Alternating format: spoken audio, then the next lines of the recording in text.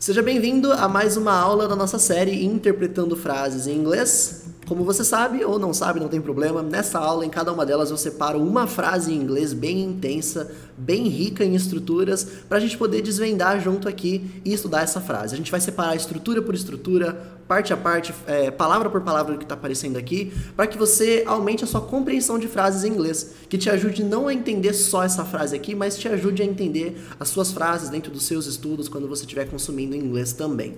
Então a frase que eu separei hoje para a gente estudar junto aqui é a seguinte: In the year 2008, I had the opportunity to travel to Berlin, Germany, for an artist residency. Eu vou ler mais uma vez.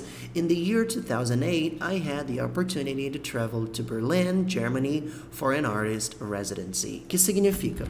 No ano de 2008, eu tive a oportunidade de viajar a Berlim, na Alemanha, para uma residência artística. A gente vai desvendar tudo o que está acontecendo aqui, a gente vai ver todas essas estruturas. Então vamos lá. Ela começa essa frase com In the year 2008. E 2008, o número 2008, ele é lido assim, ó. 2008. Sendo que 2000 é 2000, literalmente 2008 é o número. 2008 é o número 8. Você pode falar coisas como, por exemplo, 2003. Vai falar 2003. A partir de 2011 ou coisas do tipo, você vai perceber que é muito comum a gente falar os números dos anos como, por exemplo, assim, ó, vou colocar aqui, ó. O ano de 2015 poderia ter sido lido 2015. 2015, que é 2015, tá certinho. Mas você também vai ouvir bastante falar dessa forma, ó. 2015. 2015. Por quê? É como se fosse um 20 aqui, que é 20, e o 15, que é o 15. Como se fosse 2015. 2015, você vai ouvir isso bastante também. O próprio ano que a gente está agora, o ano de 2020, você pode falar 2020, que seria 2020 literalmente. Estaria certo. Porém, você também vai ouvir bastante gente falando 2020, dessa forma aqui, ó. 2020, como se fosse 2020.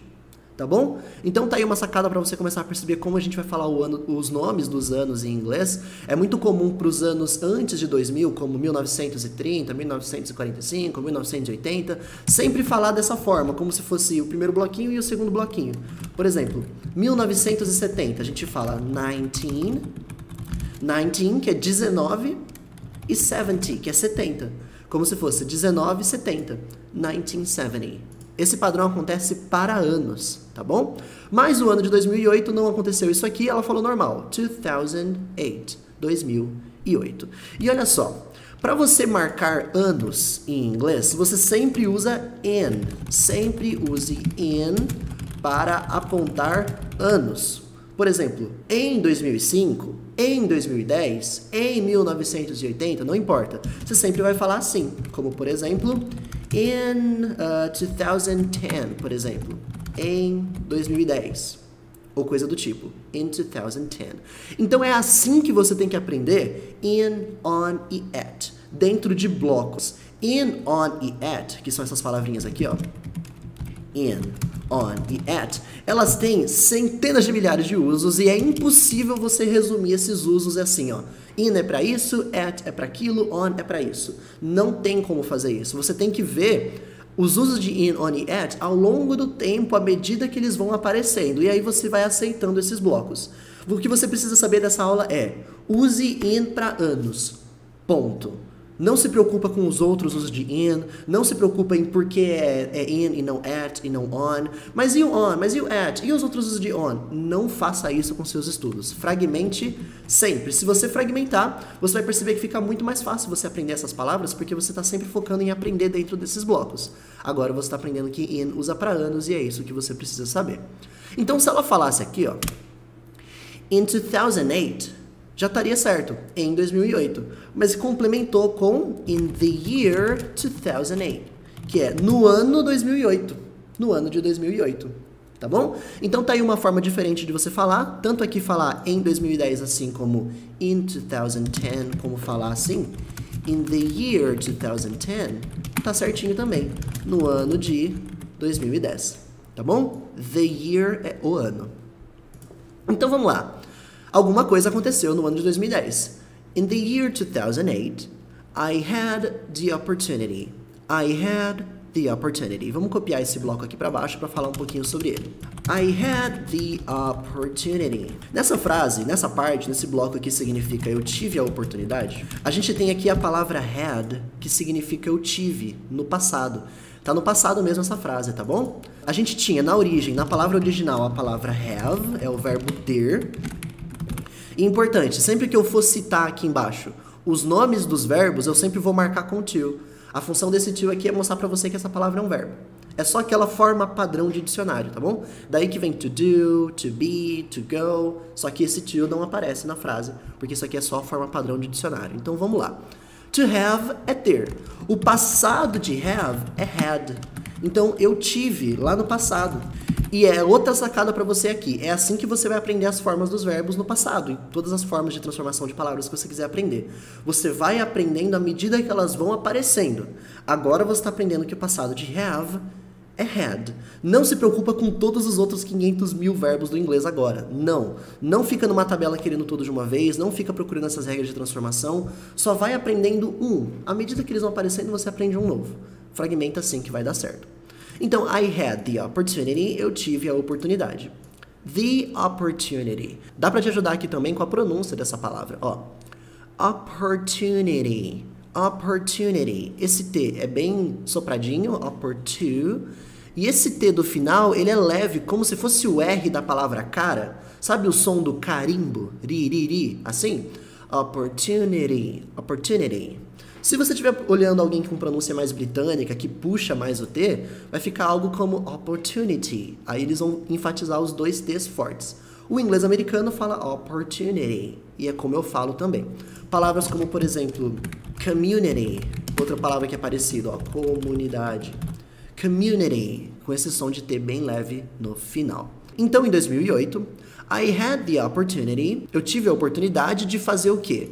To travel to Berlin. E esse to travel aqui, com a palavra travel, que significa viajar, ele tá com esse to por causa de quê? Por causa do opportunity. A sua oportunidade é sempre oportunidade de fazer alguma coisa, certo? Por exemplo, oportunidade de estudar inglês. Você vai falar opportunity to study English. É a oportunidade de estudar inglês. No português a gente conecta essa ideia com o de, e em inglês é com o to. Ponto. Não tô te falando que to significa de. Não, eu tô te falando que para essa frase, para esse caso, para esse tipo de estrutura, você vai usar o to para conectar aqui. E não precisa ser necessariamente opportunity. Se for, por exemplo, a chance de estudar inglês, eu vou falar chance to study English. É a chance de estudar inglês. Ok? Vamos falar que eu tive a oportunidade de ir à escola. Opportunity to go é ir, to school. Aí você usa um novo to para indicar para onde que você vai. Opportunity to go to school. Oportunidade de ir à escola. Então, as estruturas são grandes aqui, são bastante estruturas. O Interpretando Frases, a gente desvenda todas as estruturas de uma mesma frase, então acaba sendo bastante partes, então acaba sendo muitas partes. Porém, eu tenho aulas aqui no canal explicando como usar essas estruturas separadamente. Tem aulas de verbos, tem aulas sobre to e for, tem aulas sobre os verbos no passado, tem aulas dessas partes separadas aqui no canal também. No Interpretando Frases, nessa aula a gente vai desvendar todas que aparecem nessa frase.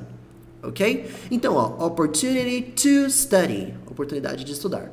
Opportunity to go, oportunidade de ir. Opportunity to travel, oportunidade de viajar. Viajar para onde? Viajar ao Brasil? To Brazil? Não. Viajar para os Estados Unidos? The United States of America. The United States of America. Não, não é os Estados Unidos. É viajar para Berlin, que é Berlim, capital da Alemanha. Berlin. E olha só, para onde você viaja? Travel to, e o lugar que eu vou viajar. Travel to Brazil. Travel to Argentina. Travel to São Paulo e assim por diante. Berlin, Germany. Berlim, Alemanha. Olha como a Alemanha é diferente em inglês, né? Germany. Germany. Então, eu fui para Berlim em 2008. Para quê?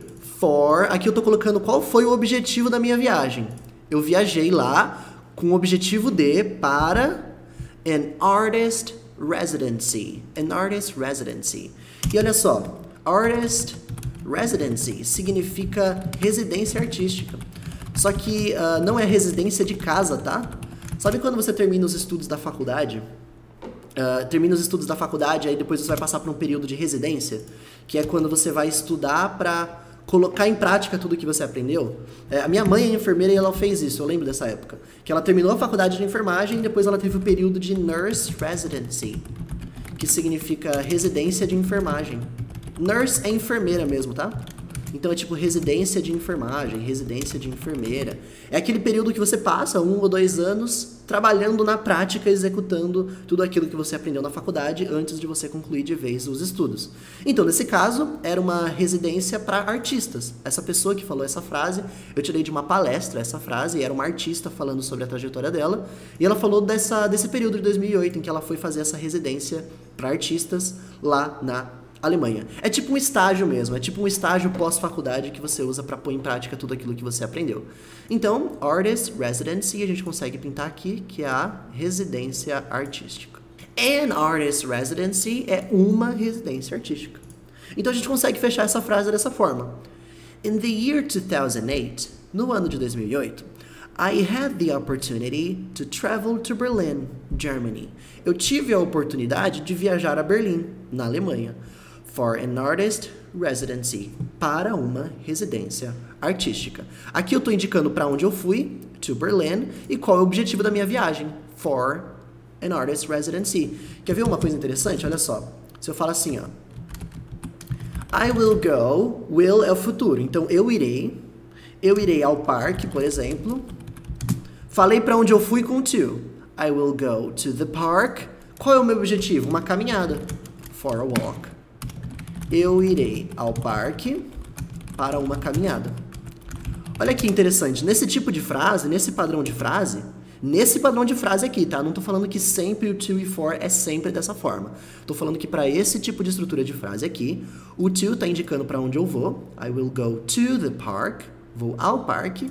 E o meu objetivo da ida com for a walk, para uma caminhada. Travel to Berlin for a residency, para uma residência. Ok?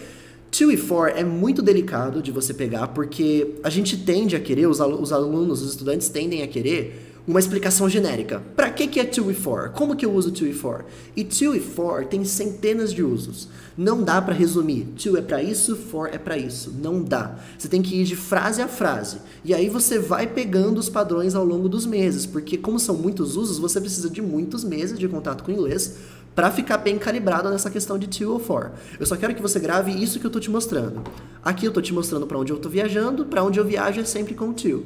O objetivo da minha viagem com for. Para onde eu tô indo? Com go to, com o to. O objetivo da minha ida? Com for.